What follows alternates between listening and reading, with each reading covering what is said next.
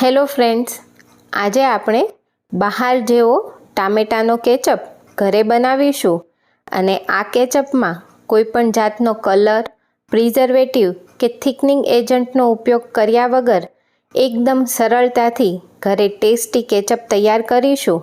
આ રીતે જો તમે એકવાર કેચઅપ બનાવશો તો બહારના કેચઅપ લાવવાનું બંધ કરી વારંવાર ઘરે આ જ રીતે કેચઅપ બનાવવાનું પસંદ કરશો।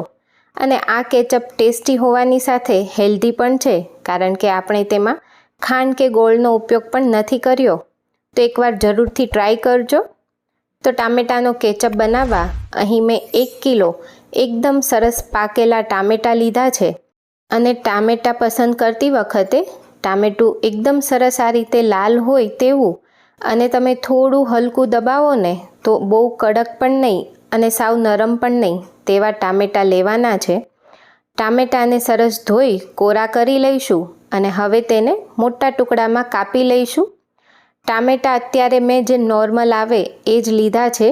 અહીં જો દેશી ટામેટાનો ઉપયોગ કરીએ ને તો કેચઅપ થોડો ઓછી ક્વોન્ટિટીમાં બને અને તેમાં પાણીનો ભાગ વધારે હોય છે, એટલે કેચઅપ બનાવતા વાર પણ લાગે।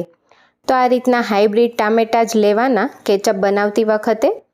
હવે ટામેટાની સાથે મેં અહીં એક મીડિયમ સાઇઝનો કાંદો લીધો છે।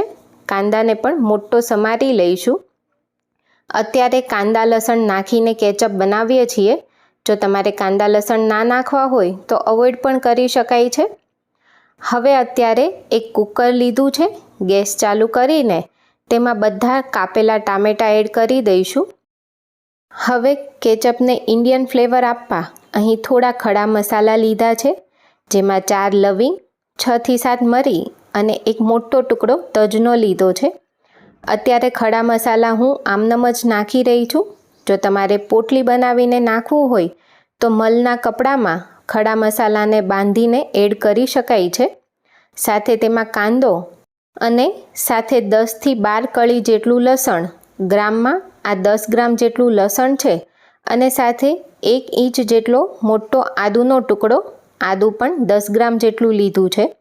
સાથે સ્વાદ પ્રમાણે મીઠું એડ કરી દઈશું। મીઠું નાખીએ ને એટલે ટામેટાનું પાણી છૂટું પડશે અને 2 થી 3 મિનિટ આ રીતે મીઠું નાખ્યા પછી ટામેટાને ખુલ્લા જ મિક્સ કરવાના, એટલે તેનું પાણી છૂટું પડે તેમાં જ પછી ટામેટાને કૂક કરવાના છે। તો આ કેચઅપ બનાવતી વખતે અલગથી કોઈ પણ પાણી એડ નથી કરવાનું। 2 થી 3 મિનિટ તમે ટામેટાને આ રીતે મિક્સ કરો ને એટલે આ રીતે જોઈ શકાય છે તેનું ઘણું બધું પાણી છૂટું પડ્યું છે। એ પછી ઢાંકણ ઢાંકીને મીડિયમ ફ્લેમ પર 1 વિસલ અને ધીમા ગેસ પર 3 વિસલ કરીને ટામેટાં બાફી લઈશું। એ પછી કુકરને જાતે ઠંડુ થવા દઈને ખોલીને જોઈએ ને તો ટામેટાં એકદમ સરસ બફાઈ ગયા છે। અને હવે તેમાંથી ખડા મસાલા બધા જ કાઢી લઈશું અને ટામેટાને એકદમ ઠંડા કરી લઈશું। તો જો તમારે હેન્ડ બ્લેન્ડરથી પીસવા હોય તો ગરમમાં જ તમે પીસી શકો છો। અત્યારે આપણે મિક્સરનો યુઝ કરીએ છીએ। મિક્સરમાં એકદમ સરસ ટામેટાં એકરસ પીસાઈ જતા હોય છે। તો પીસેલા ટામેટાને જે વાસણમાં કેચઅપ બનાવવો હોય ને તેમાં જ આ રીતે ગળણી મૂકીને ગાળી લઈશું। ગાળવું ખૂબ જરૂરી છે, કારણ કે ટામેટાની છાલ અને બિયાનો ભાગ દૂર થઈ જાય એટલે કેચઅપ એકદમ સરસ લીસો તૈયાર થશે। અત્યારે જોઈ શકાય છે આપણે પાણી નાખ્યા વગર ટામેટાં બાફ્યા છે ને એટલે એકદમ સરસ ઘાટી તેની ગ્રેવી તૈયાર થઈ છે। હવે આ ટામેટાની ગ્રેવીને મીડિયમ ગેસની ફ્લેમ પર કૂક થવા માટે મૂકીશું। સાથે તેમાં 1 ચમચી કાશ્મીરી લાલ મરચું પાવડર લઈશું। જો તમને કેચઅપ થોડો તીખો ગમતો હોય તો તમે રેગ્યુલર લાલ મરચું પણ લઈ શકો છો। હવે કેચઅપને મીઠાશ આપવા અહીં મેં સાકરનો ઉપયોગ કર્યો છે। તો 1 કિલો ટામેટાની સાથે 200 ગ્રામ સાકર લીધી છે। અહીં તમે ખાંડ પણ લઈ શકો છો, પરંતુ કેચઅપ હેલ્ધી બનાવવા અહીં મેં સાકરનો ઉપયોગ કર્યો છે। અહીં જો ટામેટાં વધારે ખાટા હોય ને તો સાકરનું પ્રમાણ થોડું વધારે રાખવાનું રહેશે। અને હવે તેમાં એપલ સાઇડર વિનેગર એડ કરવાનું છે। તો આ વિનેગર નોર્મલ વિનેગર કરતાં હેલ્ધી હોય છે, અને જો તેને યોગ્ય માત્રામાં લેવામાં આવે ને તો બોડીને કોઈ પણ જાતનું નુકસાન નથી કરતું।